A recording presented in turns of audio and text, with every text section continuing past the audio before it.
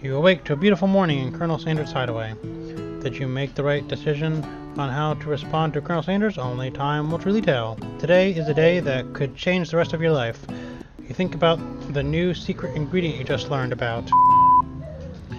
In some jurisdictions, it isn't even legal, but if the recipe is a secret, how will they know? Your thoughts are interrupted when Colonel Sanders emerges into the room.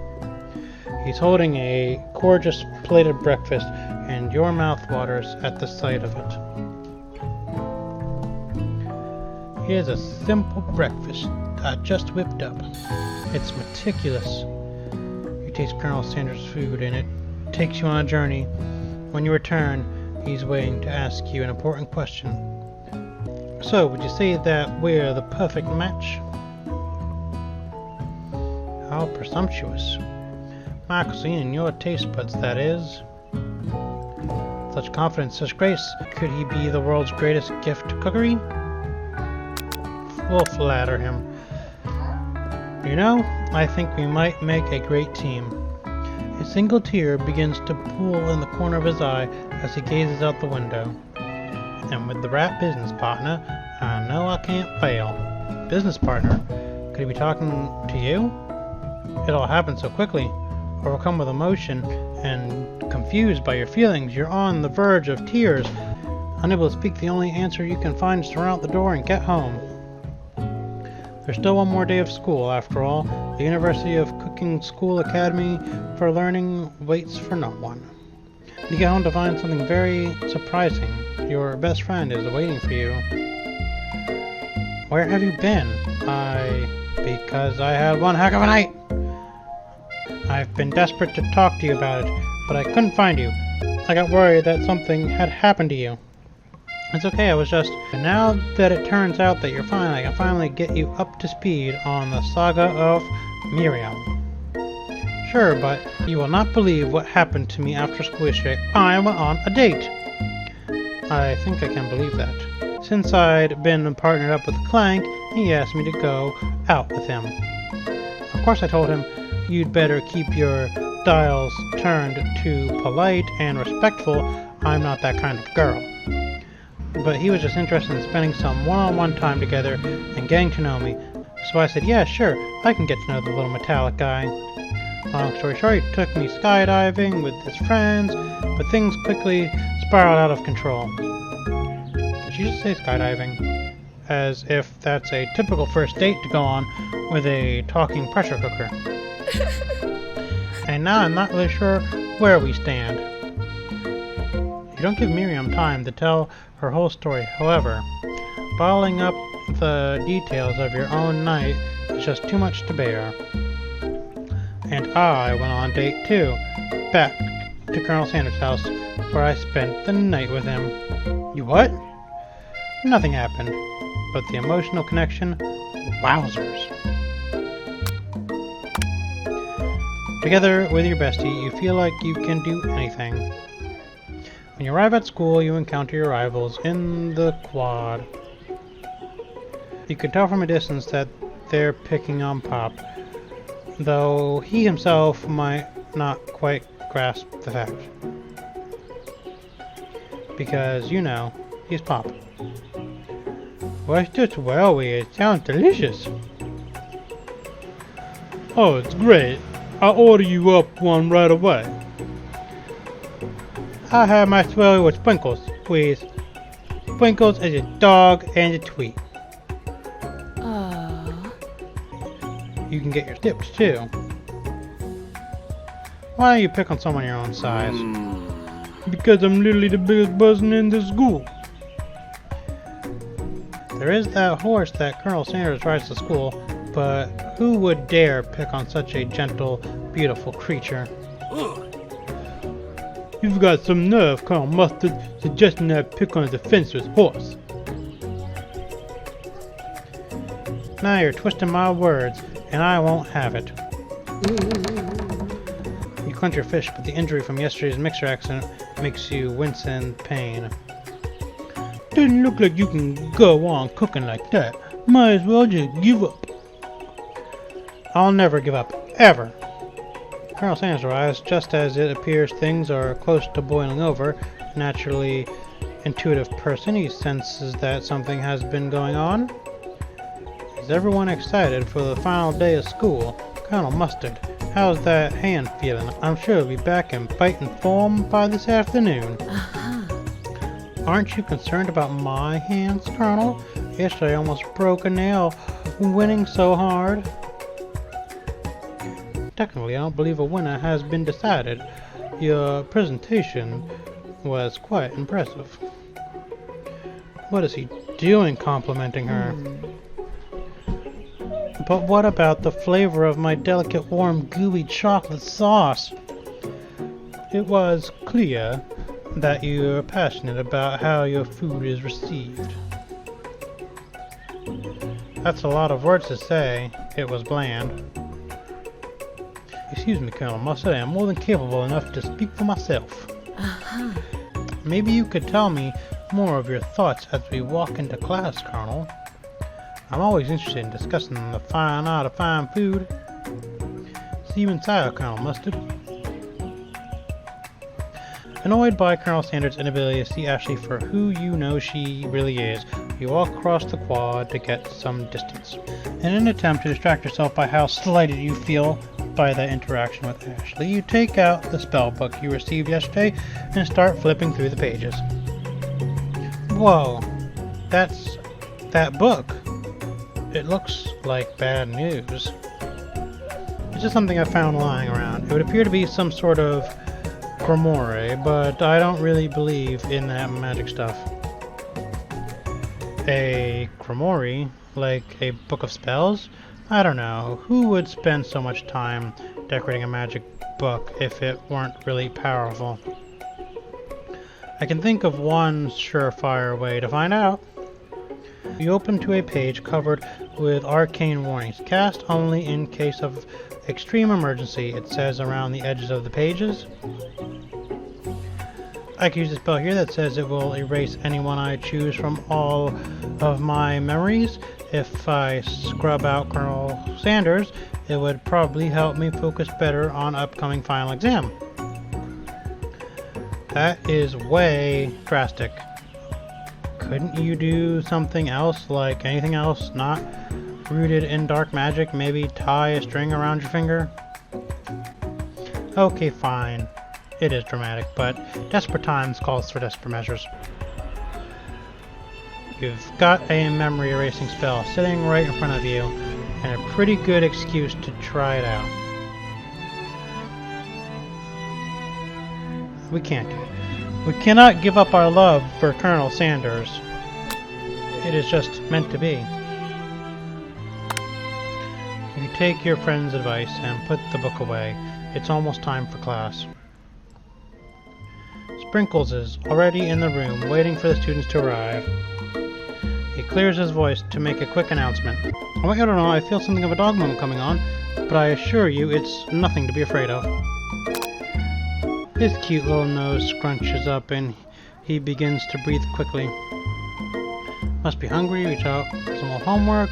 Dogs can be rather unpredictable, especially Sprinkles. Let's wait and see what happens. Sprinkles stops in his tracks. He focuses in on the window. The room is deadly silent. When you follow his gaze, you see a tiny orange squirrel perched on the cherry tree outside. Sprinkle turns feral and runs to the window of the classroom. He begins barking uncontrollably at the squirrel outside. Terrence! I told you never to come back here! Terrence! I will destroy you! Terrence!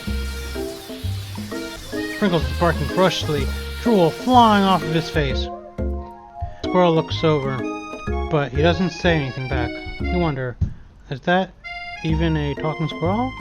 Who named him Terrence? You better not show your chubby cheeks around here ever again. After Sprinkles is satisfied that his presence has been felt by not only Terrence, but any other squirrel in hearing distance, he returns to his professional tone. I apologize for the outburst. This actually brings up an important point. Thank you, Colonel Mustard, for reminding me to dole out this indispensable bit of wisdom. You see, But before he can go any further, Miriam's love drama spills over into the class. I told you to save it for after class. You think I wanted to be thrown from a plane, strapped to a stranger? Miriam and Clank appear to be arguing, but you still haven't learned to speak Clank language of mechanical noises. But no, you had to show off to your cool kids friends, Jeff and Joan, J and J forever. Watch us form a triangle in midair as we descend. Triangles are the strongest shape, don't you know? Yeah, well, that doesn't make it a great date. Then take Jeff and Joan with you. You can all hold hands as you pedal down the mountain or off a cliff for all I care. Clank begins to shudder. Steam pours out of the gaps in his panel, and then a loud ding stops him in his tracks. And that's when Clank killed himself. No amount of seasonings is going to make me want to eat that Clank. Is Clank trying to be inappropriate? Clank burps out a complimentary deep-fried sneaker. Considering that he himself has wheels, not feet, it's not entirely clear where it came from. In terms of deep-fried footwear, I guess it looks okay. Clank slowly rolls out of the room to be alone with his shoe. Everyone tries to pretend like they didn't see the entire thing going down. Nothing like a loud public breakdown to cast a pall over the final day of school. Well, that was unfortunate, but we mustn't be distracted from what lies ahead. The final competition, showdown, challenge, exam. Trademark.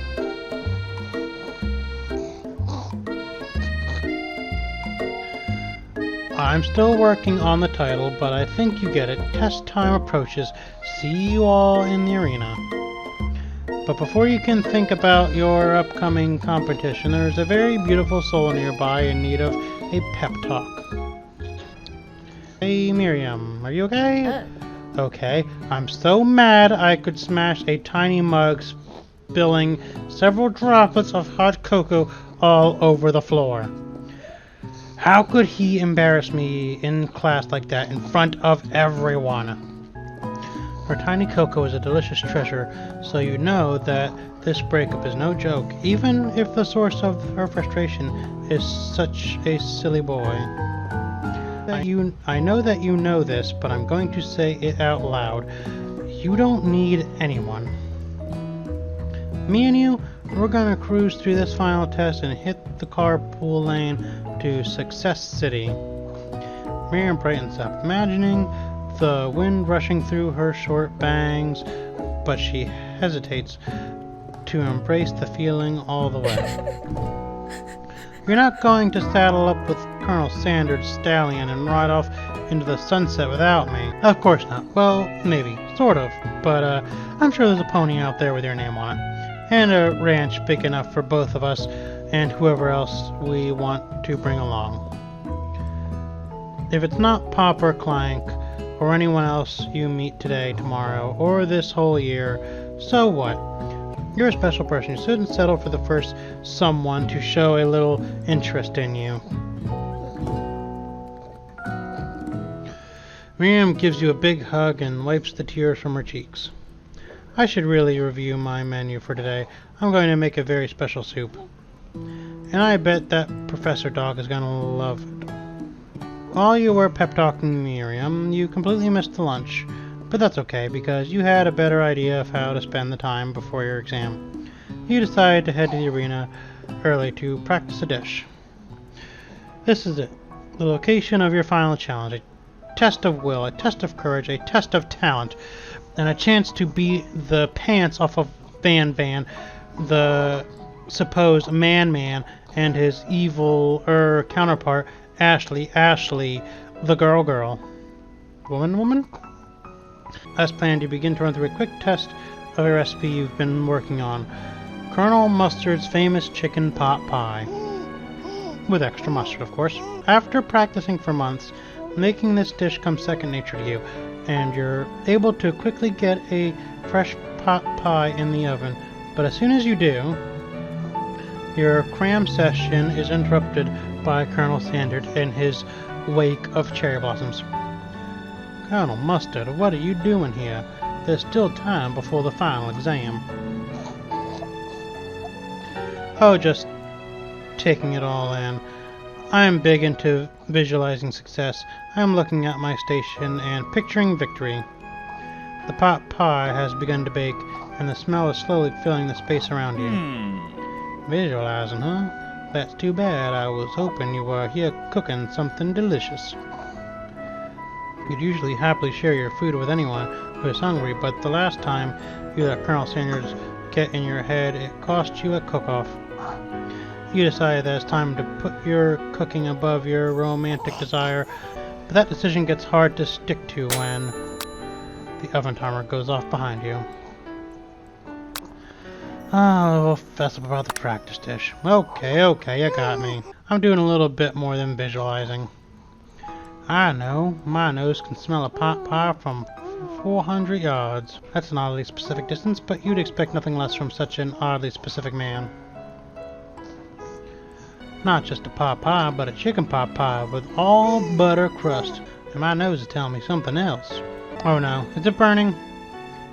No, I smell that it was made with a heaping helping of TLC.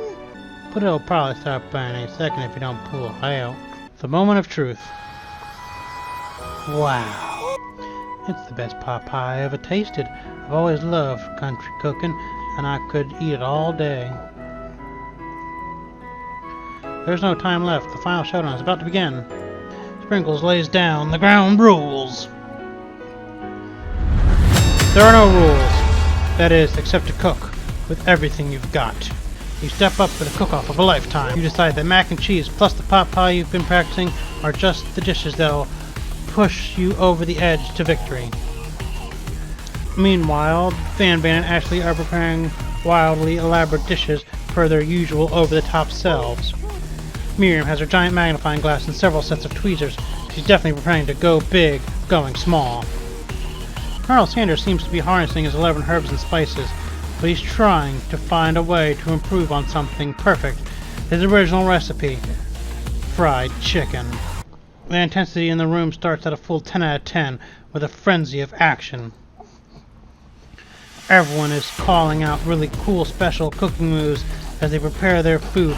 Wow, this is getting serious. Colonel Sanders batters his chicken as it levitates through the air. Egg war! Miriam furiously injects ingredients into a itty-bitty pot of broth. Best friend Baster Blaster! Van flexes his pectorals as he chops open a sea urchin. Let's rock and roll! Ashley scoops her pastries off the tray with lightning speed. Shallow personality. Shallow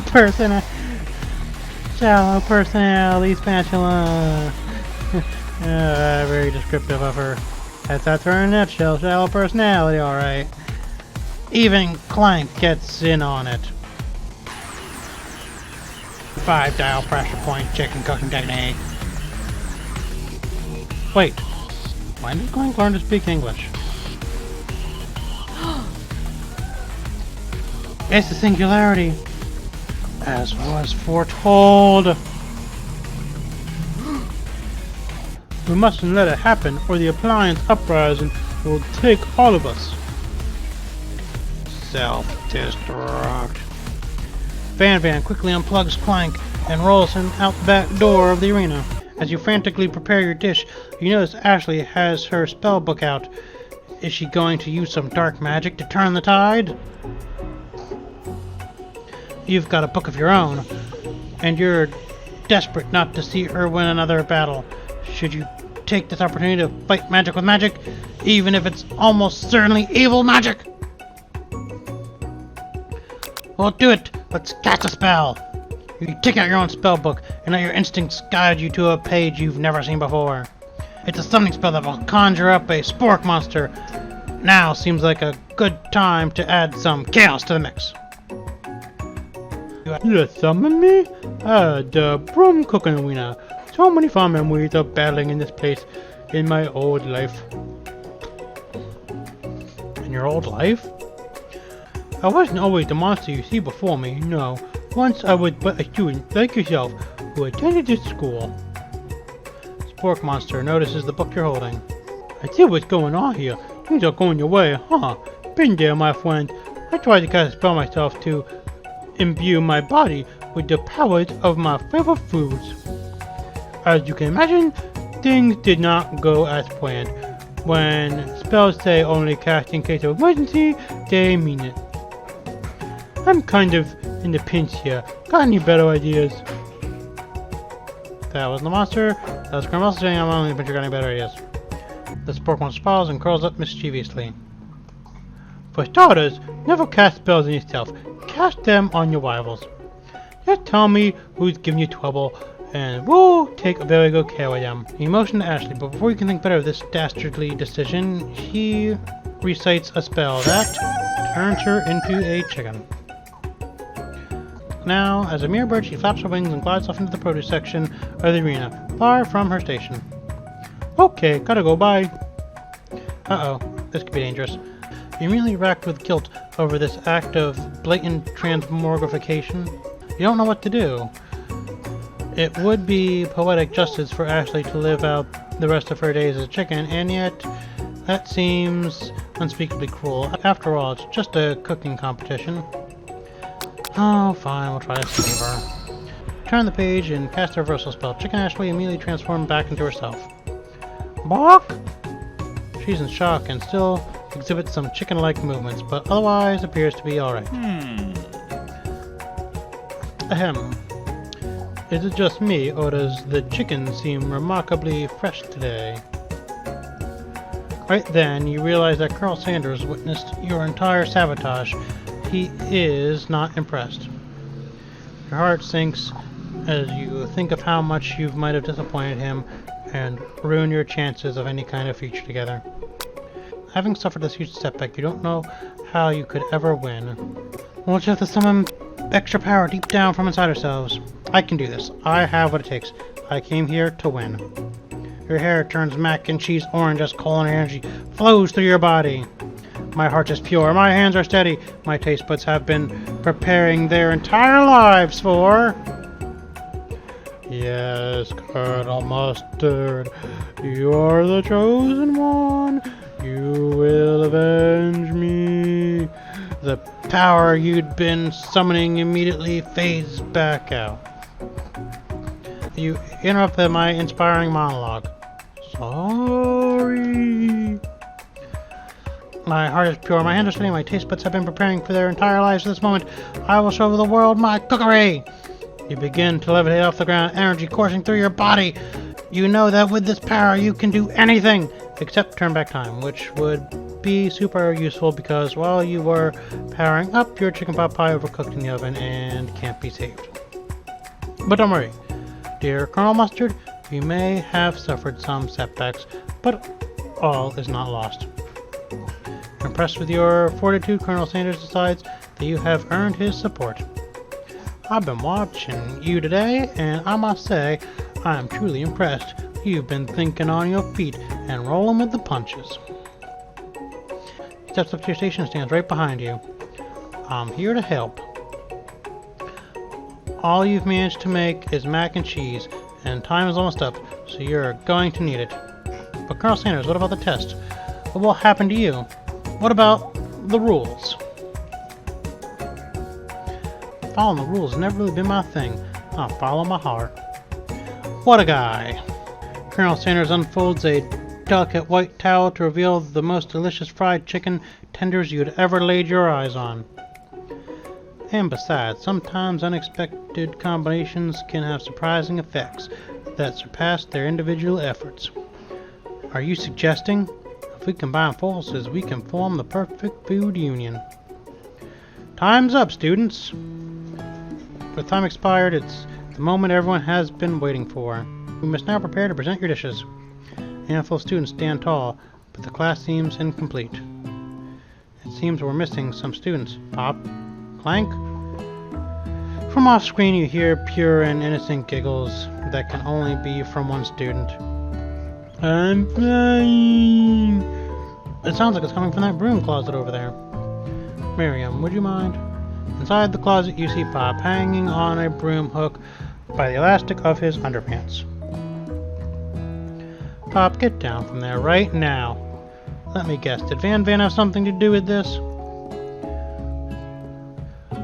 When someone asks for a wedgie, who am I to refuse? I thought a wedgie was a salad. It looks like Pop is eliminated from the challenge, seeing how he didn't cook anything. I can't feel my legs. May I be excused? Sure.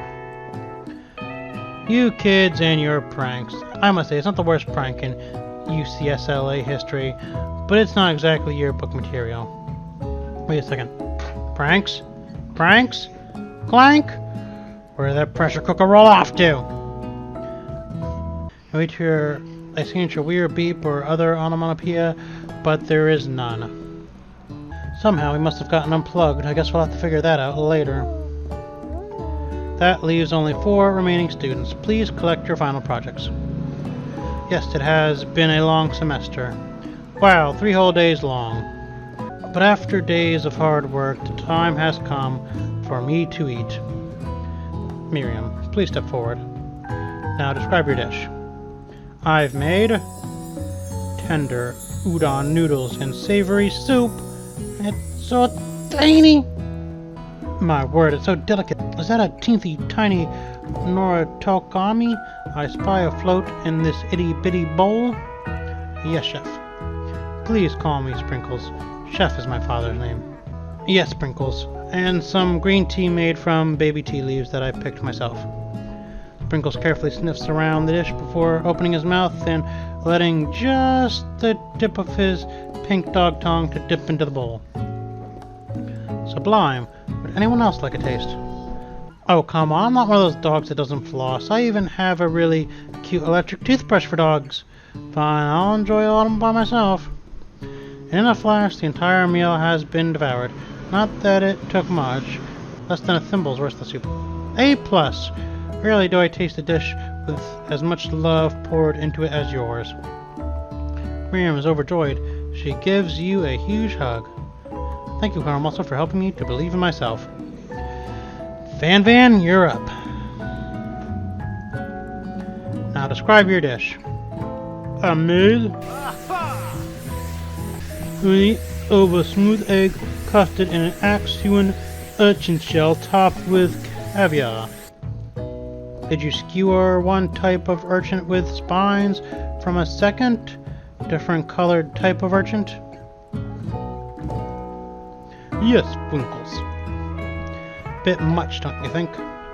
That's exactly why I did it. A bit much is kind of my brand.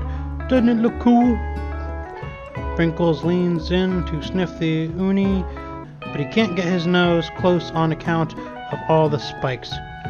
He begins to paw it erratically, causing the custard to slosh around. Ruff, ruff! Please be gentle with my cuisine. Arrgh. Finally, Sprinkles goes all in, tongue first, but he can't get past all the needles. He reels back as his tongue is poked and prodded. Ow, my tongue! The professor appears to be having an allergic reaction to the sting. I can't eat this. It gets stuck on my tongue. It's horrified. A stunning turn of events. Who would have thought that serving a bowl and a food full of needles could make it difficult to eat?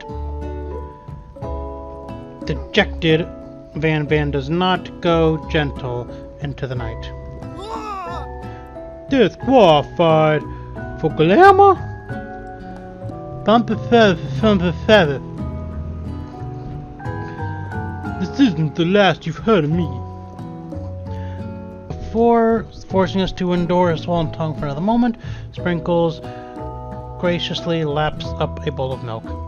I know, yeah, I'm a dog, and I drink milk. Get over it. Sometimes it helps calm my agitated tongue. Next student, Ashley, it's time to step up. Now, describe your dish. I made orange blossom Turkish delight in a light rosewater syrup topped with French meringue and connected by sugar glass. That actually doesn't sound too bad. Indeed, it's quite delightful. However, I'd ask that you please refrain from eating it or attempting to taste it in any way. It's very fragile and meant to be a display piece. Don't eat the food? At a cooking school? Got toast in yours or something, Colonel Mustard? I told you, it's a display piece. Actually, I must say, it is beautiful. However, this is a cooking competition at a cooking school. Yeah, which is why I cooked it. You did an extremely good job cooking it, too. I didn't realize that we were having an eating exam. If I wanted to be judged on eating, I'd go to the College of Eating, School for the Hungry. I suppose you could smell it if you absolutely insisted, but don't breathe too hard. You might disrupt the sugar spiral. If the food cannot be eaten, it cannot be judged. You are disqualified. Rage overtakes Ashley, and she finally cannot keep her two-faced routine up. You would know high-end cuisine if it cooked you! And with that, Ashley stormed off to redirect herself to being the best, but this time without being shackled by trying to be fake, nice, and liked by everyone. This isn't the last you heard of me either. If this class gets much smaller, I'll be teaching myself. You and Colonel Sanders, the final cooks, step up together. Two chefs. What began as a bowl of delicious mac and cheese has become something else. He examines it closely, sniffing and eyeing the bowl. Uh-oh, I don't have a good feeling about this. From somewhere in the room, a literal drum roll plays. Just when I thought I've seen everything in this kitchen, you give me this thing. Completely blow me away. In my 49 dog years of life, I have never tasted anything so delicious and perfectly balanced. It's so delicious, in fact, that everyone passes the class. You pass, and you pass, and you get a pass. Everyone gathers around, partakes of the mac and cheese bowl. They all seem to transcend this reality into another dimension. You win. Together, you and Colonel Sanders have made a new menu item. The new menu item is so oppressive, even the Van and Ashley are drawn back in by its magnificent fragrance. When they gaze upon your mac and cheese bowl, they admit that you are indeed an excellent chef. Sprinkles declares that you have passed. Everyone has passed. There were supposed to be more battles, but come on. How could they be better than this one? Now that the school year is complete and everyone has graduated, the students return for one last assignment, to get their groove on. The cafeteria has been completely redecorated in order to serve as the site for the school's graduation dance. Compared to the massive high-tech cooking arena, the humble decor seems downright cute and cozy. DJ Dog in the house! You knew that Sprinkles was a master chef, but also a world-renowned turntablist who says you can't teach an old dog new tricks. Van and Ashley tell everyone that they've committed themselves to righting the wrongs they did while they were the villains. For a moment, you actually believe them. Not another haunting. No ghosts allowed at graduation. It's clearly written in the school's bylaws. I was never actually a ghost. It was all a trick to get you to finally notice me. Oh, amusing. And now that everyone is together, it's the Spork Monster. He has totally mellowed out. Everyone's bookmasters no more. From here on out, I prefer that everyone refer to me by my new name, Party Monster. The student tries to finish what he had to say, but everyone was too wrapped up talking to Party Monster. The dejected student walks off. Maybe things didn't work out for Miriam romantically, but she found the love in her cooking, and you know, she's gonna do great. A red carpet rolls out across the floor of the ballroom. It's like a Hollywood movie premiere. Who could command such an entrance? It's Pop. He's arrived late to the dance, but apparently for good reasons. Walking the carpet, you see, perched atop his dirty chef hat, a crown? Welcome back, Pop. I never were able to complete the final exam and accept your diploma, so we had it mailed directly to your father. We figured it was the least we could do for the school's dean. Oh, now I get it. And we get a new wing on the school, not to mention the honor of educating the son of the chancellor of such and such. The music at the dance is interrupted by the sound of sparkling and electrical hissing. It's Clank, who has arrived late to the dance. Now that I have graduated, I can reveal my truth. Whoa, he's still doing the talking thing? I am Clank, and I am not from this Earth. I am actually from a faraway planet in another dimension. What? What? I actually feel like I knew it this whole time. Now that I have learned the ways of your kind, I must return. Miriam, will you come with me? I don't know what to say. Besides, no, obviously. I just begun to learn who I really am. This isn't the time for me to devote my life to figuring out who you are, Clank. You're blown away by Miriam's maturity. It's pretty clear she has managed to surpass you in this regard. I understand, kind of. Humans are weird. A portal opens up and Clank disappears through it. Finally, Colonel Sanders arrives. Howdy, classmates. Just like the first day you met him, he has come prepared to feed the entire class. However, it's not enough to just give them a bucket of chicken. This time, it's a full meal. I didn't get to be the most famous chicken man in the history of chicken and man by not reminding people to go out and buy my chicken. The end? Or is it? Dun dun dun! No, it's not the end. As everyone feasts on their delicious chicken dinner, Colonel Sanders finds you, sitting on the edge of the dance floor. Colonel Mustard. What are you doing sitting here all alone? Oh, you know, just waiting for the right person to ask me to dance. I wonder, might you tell me what are the qualities of that you would expect to find in such a lucky person? Off the top of my head, oh, I don't know. A spicy musk, a tidy goatee, and a degree from the University of Cooking School Academy for Learning, just to name a few. Truly my lucky day. Would you like to dance with me? Yes, I would love to. As you glide across the dance floor hand in hand with Colonel Sanders, the future stretches out in front of you. And once my 100th franchise is up and running, I'll be ready to take a day off, and I'll be so glad to spend it together with you, Colonel Mustard. How sweet. We'll work together and play together. Colonel Sanders stops dead in his tracks. Work together?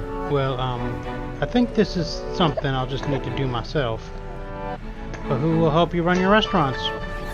I don't believe I need help. Besides, based on your time at school here, do you really think running a restaurant is the best path forward? Could it be? You found a love connection, but failed to earn Colonel Sanders' respect as a chef? Can you live with only half of him? Will you be able to endure sharing him with his other love? The life of an entrepreneur? I suppose I could enroll at pastry school. Oh, my dear Colonel Mustard, I'm sure that you'll find your peace eventually. And along the way, you'll have me by your side. The end.